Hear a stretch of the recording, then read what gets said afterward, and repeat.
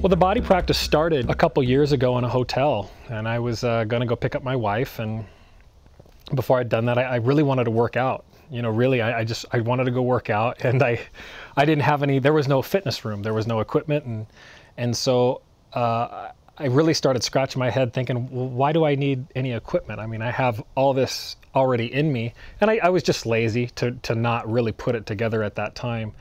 And so what I did is in the hotel room, I just picked up the pad the complimentary pad and the pen, and I started writing down the body weight exercises that I was aware of. I wrote them down, and then I began to actually choreograph of the orders that I actually wanted to have them executed, so that it actually would flow from, you know, I'd warm my body up and take it into more of a level of difficult exercises that would challenge the body more.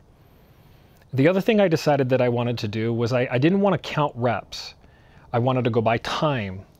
And so I decided that I was going to make these intervals, for lack of a better term, 1 minute. So I would do an exercise for 1 minute, and then I would change and go into another exercise immediately after that for another minute, and then et cetera, et cetera. From that point on, it has just kind of exploded into this huge list of exercises and variations of the same theme on many different exercises. It's a system, it's a concept of taking the body and working fitness and wellness together.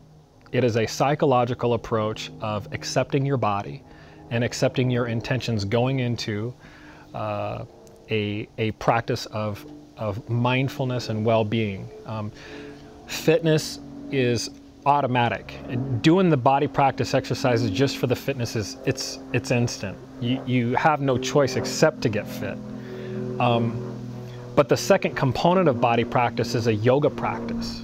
And after doing 30 minutes of vigorous exercise, your body is free from a lot of the tension and a lot of the anxieties and a lot of the worries that yoga instructors, including myself as one, work so hard at trying to teach the student how to let go of that. And even when you're doing a practice of if it's just yoga practice, a lot of people don't get into their yoga until well into maybe sometimes halfway, and sometimes they're not even able to fully get into their practice because they just have too much locked up. The body practice was engineered by defining a person's ability to exercise all that anxiety out constructively, smartly, in a way that's formatic, that works. So after 30 minutes of this process, they enter into a yoga practice. And so from that point, they actually are allowed to explore what it is to really find out what yoga is.